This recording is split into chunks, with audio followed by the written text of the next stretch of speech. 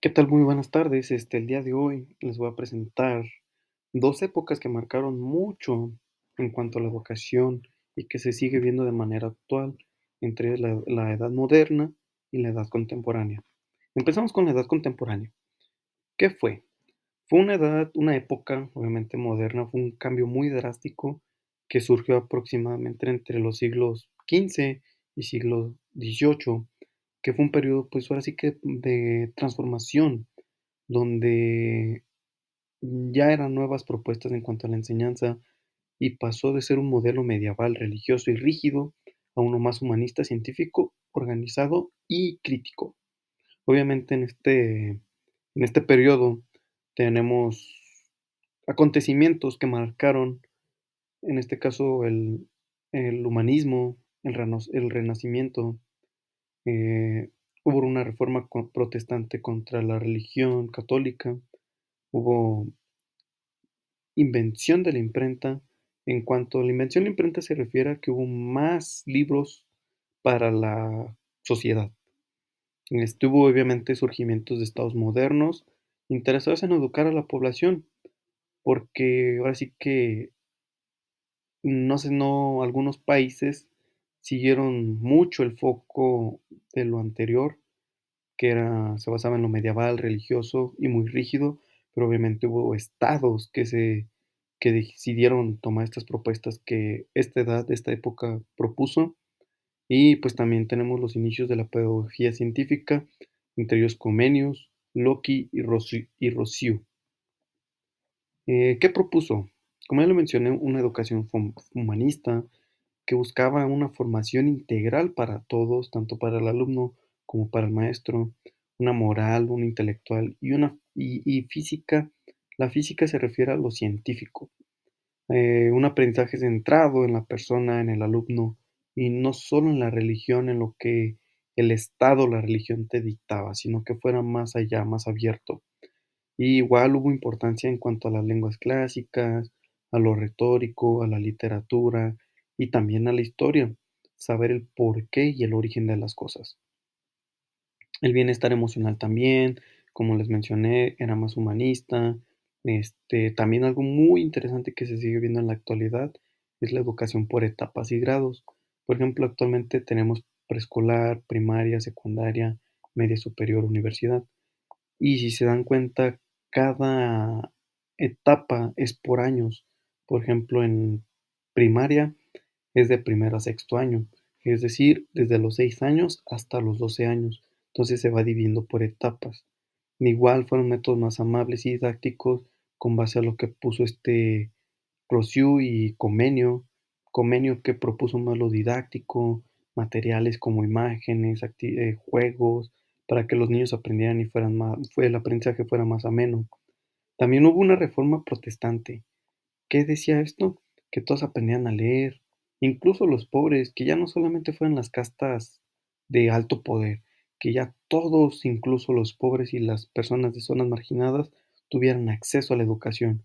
También pues hubo creación de escuelas y una enseñanza obligatoria para poder acceder a la Biblia, es decir, que la pudieran leer y tuvieran más conocimiento. También algo muy importante es de que fueron los primeros avances científicos y la enseñanza era basada en la observación y experimento y también razón.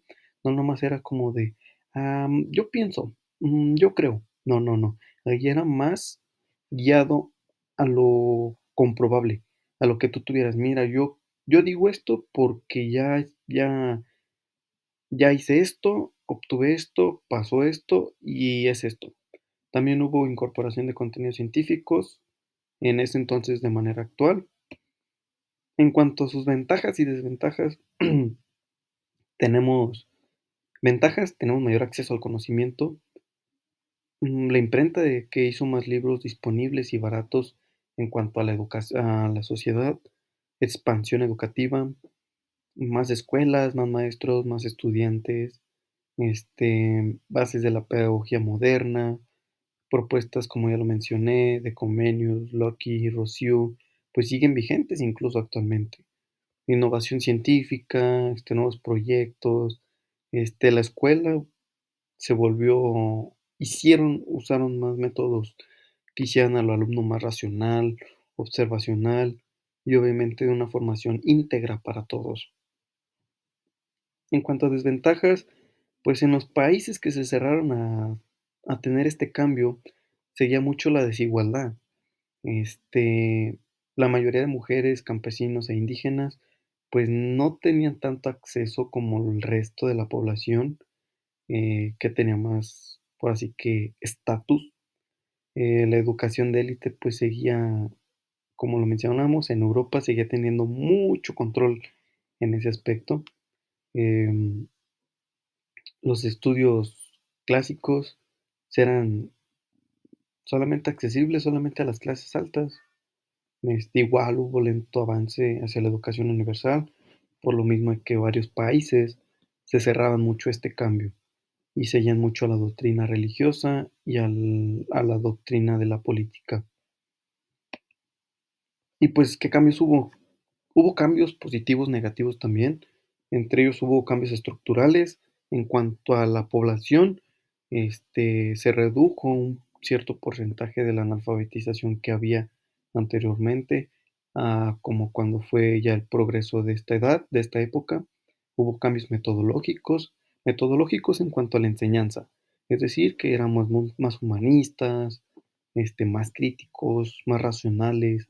Ya no se les preparaba al alumno de creencias religiosas, sino que ellos vieran propiamente lo que realmente pasaba. Cambios sociales, pues la sociedad se hizo más crítica, cambios en contenidos, pues metían el de más temas científicos, donde el alumno, donde la sociedad fuera más abstracta en ese aspecto. Y obviamente el dogmatismo religioso tuvo diserción, es decir, tuvo disminución en cuanto a ese impacto y pues nada, nos pasamos a otra época, a otra edad, en este caso la contemporánea, pues igual una etapa que marcó mucho y que incluso se sigue viendo vigente. Bueno, algunos aspectos se sigue viendo vigente en la actualidad en cuanto a la educación. De origen, pues tenemos que inicia con la Revolución Francesa, que fue en 1789 y pues se caracteriza por varias transformaciones políticas, sociales, económicas, se sigue manteniendo el enfoque científico y culturales. Las causas, pues fue de los derechos humanos, que hubiera más libertad política e igualdad social. Siguió manteniendo este aspecto porque seguía habiendo mucha desigualdad social. Y en cuanto a la libertad política, pues las castas mayores eran las que seguían haciendo y deshaciendo y ellos elegían a su próximo gobernante. Entonces, ya aquí se buscaba que fuera más democrático. También el crecimiento de la burguesía buscaba mayor participación económica y política. Los avances científicos, pues igual impulsaron nuevas formas de producción de manera general, así que de manera industrial, nuevas ideas filosóficas que promovía la razón y la justicia. Y una de sus características, pues fue la industrialización y desarrollo tecnológico de manera muy rápida. El capitalismo como sistema económico predominante. El capitalismo, pues ya muchos sabrán, es en este sistema se maneja mucho la desigualdad. Entonces, pues sí, igual globalización económica y cultural, ya aquí ya varios países ya hacían cambios de intercambios de cultura, de economía, de trueques en ese entonces, movimientos sociales también hubo, avances en cuanto a la ciencia, aquí ya se implementó mucho también la medicina, la educación y por supuesto la comunicación. Y para ello tuvimos muchas posturas diferentes. Entre las más importantes que yo considero es el marxismo, positivismo, existencialismo, pragmatismo, eh, fenomol- fenomenología y el teopositivismo. Perdón, me trabé, es que están tan complicadas las palabras, ¿eh? En el marxismo, pues hablamos de que hablaba de la economía, lucha social y una transformación histórica. Por lo mismo del capitalismo, pues había mucha desigualdad social. Entre sus ideas centrales, pues era de la lucha de las clases, que obviamente aquí, como lo mencionamos, critica al capitalismo y la realidad está determinada por las condiciones económicas y sociales. Esa era su manera de ver la realidad de en ese entonces. Vamos con el positivismo, es más como más a lo científico, a lo observacional, al método científico, y que todo el conocimiento era basado a través de hechos y no a lo yo creo, a lo yo pienso, no, no, no. Ahí la realidad se conocía a través de la observación y medición, que fuera comprobable. También tenemos el existencialismo. Él hablaba de, bueno, esto hablaba de una libertad individual, un sentido a la vida, más allá que fuera todo intrapersonal, búsqueda del significado de lo para qué estás viviendo, qué es lo que haces y por qué, qué te motiva. Y pues su enfoque era que dependía de la experiencia subjetiva, o sea, la experiencia de cada uno que tuviera y el motivo del por qué seguía con la vida, o sea, con el existir. Ahora vamos con el pragmatismo. Da utilidad y consecuencias a lo práctico. O sea, que lo verdadero es realmente lo que funciona. Su manera de ver la vida, de ver la realidad, se valida por sus efectos prácticos, por qué tan sencillo es la cosa, ¿no? Vamos con la fenomenología, es experiencia de manera consciente y la percepción que el humano tiene. Es decir, que los fenómenos, tal como se viven, depende de la intencionalidad y que la realidad, pues es lo que aparece a la conciencia, o sea, lo que tú haces, pues es lo que vives. Y por último, vamos con el eh, teopositivismo. Obviamente, pues habla de lógica, verificación y lenguaje científico, muy similar al positivismo. Bueno, pues de hecho de ahí es una rama incluso. Este, Hablábamos de cosas verificables, que fueran precisos de manera lógica y científica, y, y que la realidad pudiera describirse a través de las cosas que sí fueran comprobables, que no fueran de que yo pienso porque es así. No, no, no, no. Que fuera de que es así porque yo hice esto, pasó esto y shalala, shalala. Y pues nada, compañeros, esto fue todo lo de la presentación.